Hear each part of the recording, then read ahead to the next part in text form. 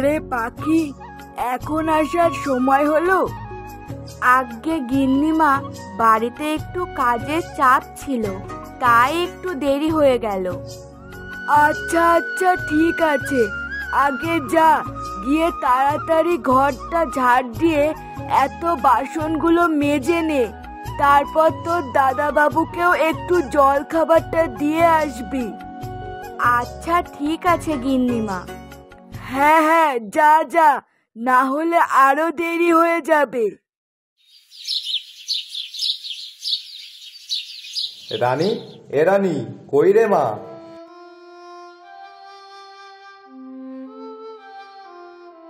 হ্যাঁ বাবা, বলো, কি হয়েছে?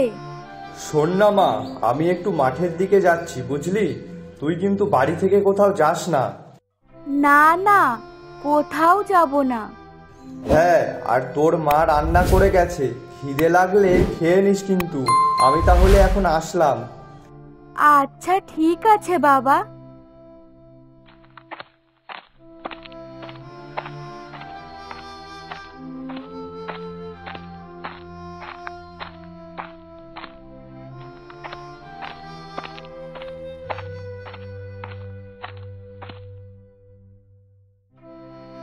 ও মা, পাখি কি আজ আসবে না নাকি?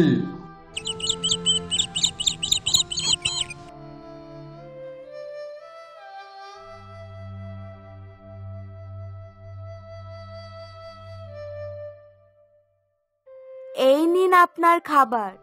আচ্ছা শোন, যাওয়ার আগে তোর ছোট দাদা বাবুকে খাবারটা দিয়ে যাস কিন্তু। আচ্ছা দাদা বাবু।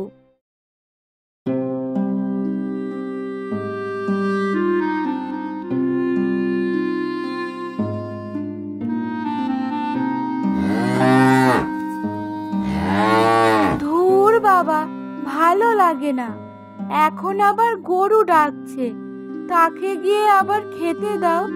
এসব জ্বালা আর সহ্য হয় না।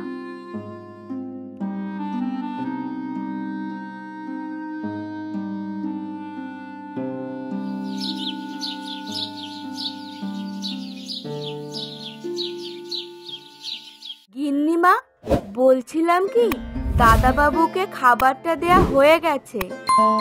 ও আচ্ছা ঠিক আছে। আচ্ছা গিন্নিমা, আমি তাহলে এখন আসি। হ্যাঁ হ্যাঁ, যা তাহলে। আর কাল কিন্তু সকাল সকাল আসবি, আজ কিন্তু দেরি করে ফেলেছিস অনেক, কাল যেন তা না হয়। না না গিন্নিমা, তার হবে না।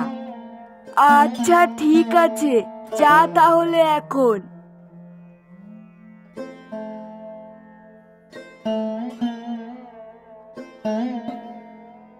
দাদা, আরে ও দাদা।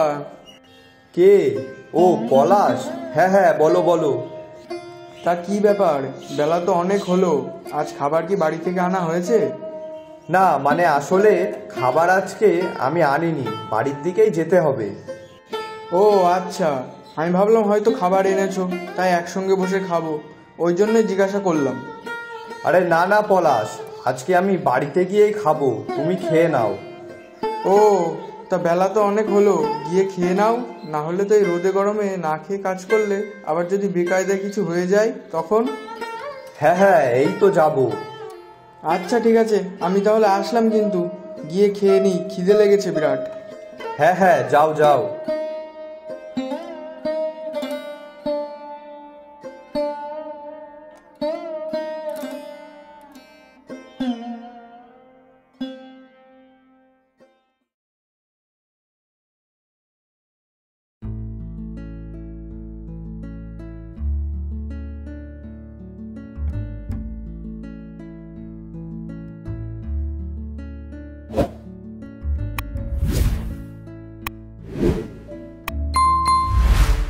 কাকা বাবু, ও কাকা বাবু।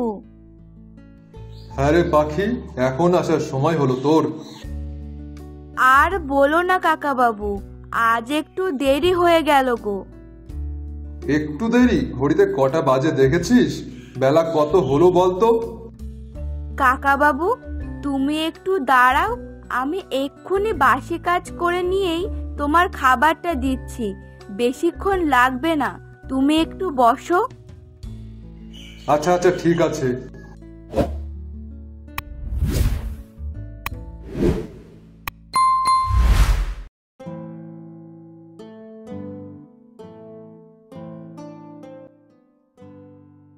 রানী, মা রানী, আমাকে একটু জল দে তো মা। হ্যাঁ বাবা, তুমি একটু বসো, আমি এক্ষুনি এনে দিচ্ছি। এইবারে শস্যটা যে বিক্রি করলাম তার টাকাটা সব দিল না, কি করে সংসারটা চালাবো এখন?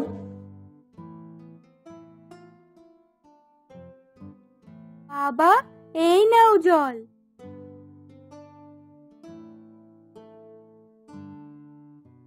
বাবা, সকালে তো তুমি খেয়ে যাওনি, তা চলো খেয়ে নেবে, চলো। হ্যাঁ চল।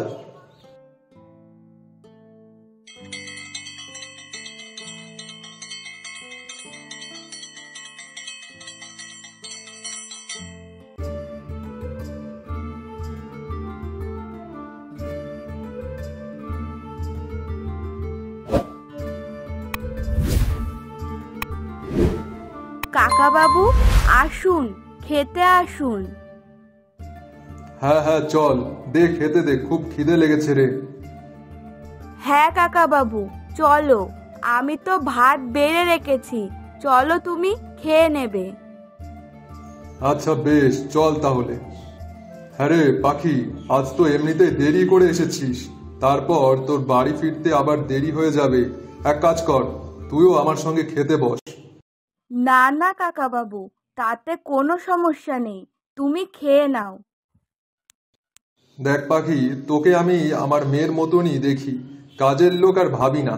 তাই বেশি কথা না বলে তুই তোর খাবারটা নিয়ে আয়, তারপর দুজনে একসঙ্গে মিলে খাবো। কিন্তু কাকা বাবু। কোনো কিন্তু না, তোকে যেটা বললাম তুই চুপচাপ সেটা কর তো। আচ্ছা ঠিক আছে, আনছি।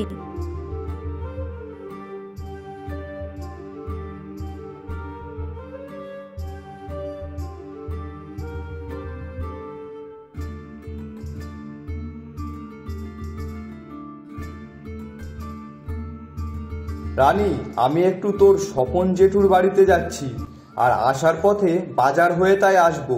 দেরি হলে তুই তোর মাকে বলে দিস। আচ্ছা ঠিক আছে বাবা।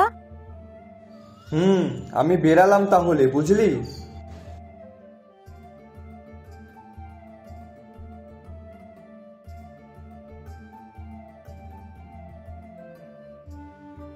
বাবা, খুব জল তেষ্টা পেয়েছে, যাই একটু জল খেয়ে আসি।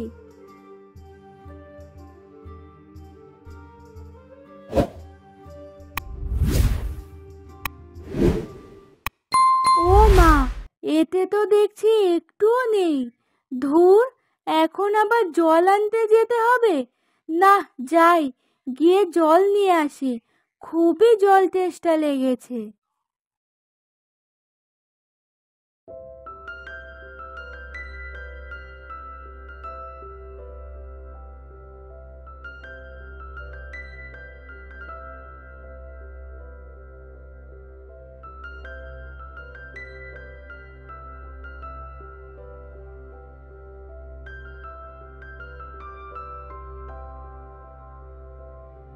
কাকা বাবু, আমি তাহলে এখন আসলাম। দেখ পাখি, আমার তো কোনো মেয়ে নেই, ছিল একটা ছেলে, আর তুই তো জানিস সেই কাজের জন্য বিদেশে থাকে, আর এখানে আমার নিজের বলতে কেউই নেই। যদি থাকিস তো তাহলে তুই, তাই তোকে আমি নিজের মেয়ের মতোই ভালোবাসি। দেখ পাখি, তোর যদি কোনো সমস্যা হয় আমাকে অবশ্যই জানাবি, আমি যতটা পারবো তোকে সাহায্য করার চেষ্টা করব। হ্যাঁ কাকা বাবু, সেটা তো আমি ভালো করেই জানি। এই নে ধর, এই টাকাটা ধর, সামনেই তো পয়লা বৈশাখ, এক কাজ করিস, তোর মেয়ের জন্য কিছু একটা কিনে দিস। কিন্তু কাকা বাবু, এখনো তো মাস শেষ হয়নি। দেখ, তোকে আমি এক্ষুনি বললাম না যে তুই আমার মেয়েরই মতন, তাই তোর কোনো কিছু সাহায্যের দরকার হলে আমি আছি। তা এতে মাস শেষ হবার আবার কি আছে? বেশি কথা বলিস না, নে ধর টাকাটা ধর। ঠিক আছে কাকাবাবু, আমি তাহলে এখন আসছি। মেয়েটা আবার বাড়িতে একা একা রয়েছে। আচ্ছা ঠিক আছে, যা তাহলে। আর শোন, কাল কিন্তু তাড়াতাড়ি আসবি, কারণ তুই তো জানিস আমার ঠিক সময় মতন ওষুধ খেতে হয়। তাই পরদিন থেকে বেশি একটা দেরি করিস না, কেমন? আচ্ছা ঠিক আছে, আমি তাহলে এখন আসলাম।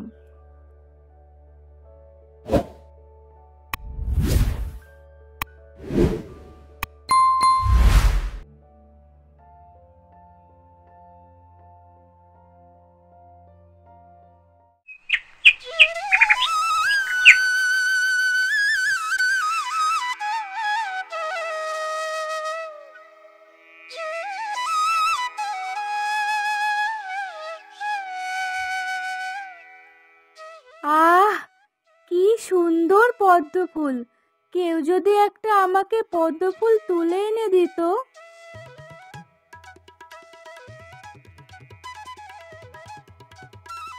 বাহ, মেয়েটাকে তো বেশ সুন্দর দেখতে। কে এই মেয়েটা?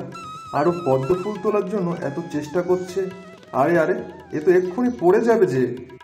আরে আরে, আপনি দাঁড়ান, পড়ে যাবেন তো। এইভাবে কেউ পদ্ম ফুল তোলে নাকি? আপনি দাঁড়ান, আমি তুলে দিচ্ছি। আপনি তুলে দেবেন? হ্যাঁ, আমি তুলে দিচ্ছি, না হলে তো আপনি জলে পড়ে যাবেন। আচ্ছা ঠিক আছে, দিন তাহলে।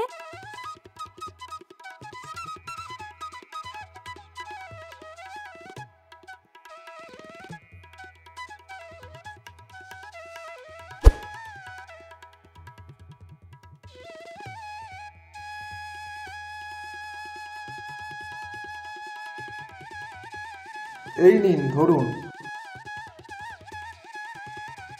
আপনাকে অনেক অনেক ধন্যবাদ।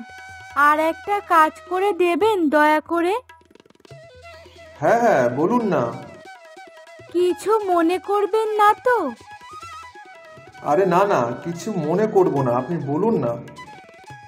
আসলে ওই যে দেখা যাচ্ছে ওই গাছের ফুল, ওটা একটু পেরে দেবেন আমাকে? হ্যাঁ হ্যাঁ, কেন দেব না। আপনি একটু দাঁড়ান, আমি এক্ষুনি পেরে দিচ্ছি।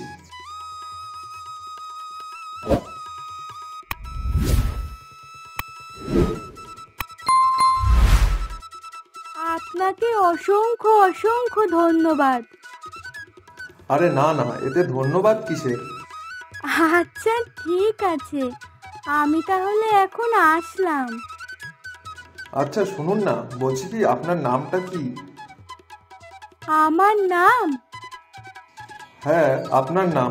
যদি কোনো অসুবিধা থাকে তাহলে আর বলতে হবে না। আরে না না, অসুবিধা কিসের? আমার নাম হচ্ছে রানী। ও আচ্ছা, বেশ সুন্দর নাম তো। হ্যাঁ হ্যাঁ, ওই আর কি। আচ্ছা ঠিক আছে, আমি তাহলে এখন আসছি।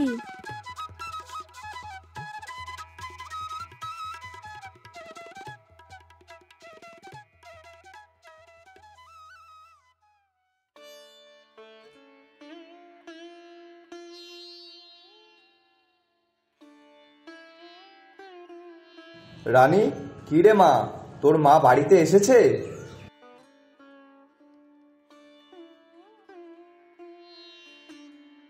হ্যাঁ হ্যাঁ, আমি তো বাড়িতে চলে এসেছি, কিন্তু তুমি কোথায় ছিলে?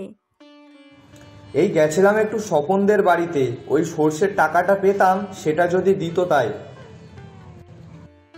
ও আচ্ছা, আজ জানো কাকাবাবু আমাকে এই মাসের মাইনেটা আগে থেকেই দিয়ে দিয়েছে। বলল পয়লা বৈশাখে কিছু জামা কাপড় কিনে নিস। বাহ, এ তো বেশ ভালো কথা। হ্যাঁ, চলো চলো, ঘরে চলো।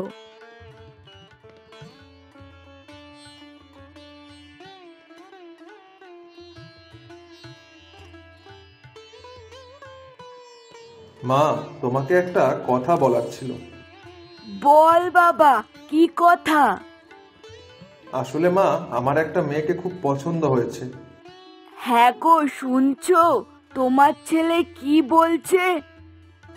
খোকা, তোর কোন মেয়েকে পছন্দ হয়েছে বল, তাহলে আমি সেই বাড়িতে গিয়ে কথা বলবো। হ্যাঁ হ্যাঁ খোকা, আমাদেরকে সবটা খুলে বল। মেয়েটা দেখতে কেমন, তার নাম কি, মেয়েটার বাড়ি কোথায়? আসলে মা, মেয়েটাকে খুবই সুন্দর দেখতে, আর তার নাম হচ্ছে রানী। আমি প্রথমবার দেখেই তার রূপে মুগ্ধ হয়ে গেছি। ও মা, তাই নাকি? বাহ, এ তো বেশ ভালো কথা। তা সেসব তো না হয় হলো, কিন্তু মেয়েটার বাড়ি কোথায় আর তার বাবা মাই বা কি করে? আমি অত শত জানি না, তবে ও বলেছে পদ্মপুকুর আছে না, সেই পদ্মপুকুরের পাশেই কোথায় একটা তার বাড়ি। আর তাছাড়াও তার বাবা কি করে আমার সেটা দেখে কোনো লাভ নেই। আমার ওই মেয়েকে খুব পছন্দ হয়েছে, তাই আমি যদি বিয়ে করি তবে ওই মেয়েকেই করব, আর নয়তো কাউকেই করব না। আচ্ছা ঠিক আছে বাবা, আগে খোঁজ তো নি ঠিকভাবে। কি গো গিন্নি, কি ভাবছো তুমি? না, আমি ভাবছি পদ্মপুকুর পাড়ে, ওখানে তো পাখিদের বাড়ি। পাখিদের বাড়ি? আরে হ্যাঁ, তা কাল সকাল হলে না হয় আমি ওর কাছ থেকে খোঁজ নেবক্ষণ যে ওখানে রানী নামে খুব সুন্দর দেখতে কোনো মেয়ে থাকে কিনা। আচ্ছা ঠিক আছে।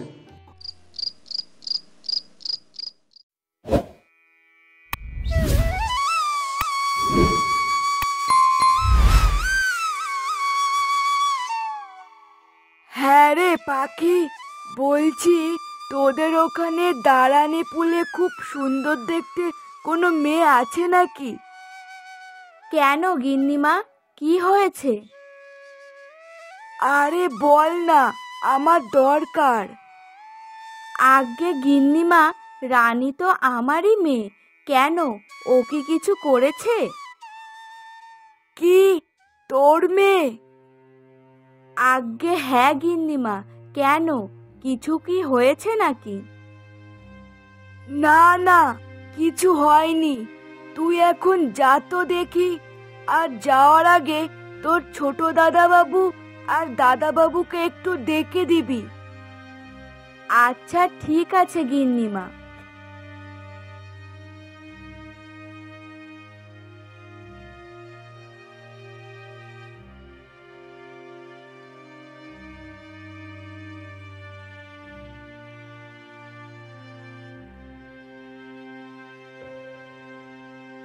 হ্যাঁ গো, শুনছো?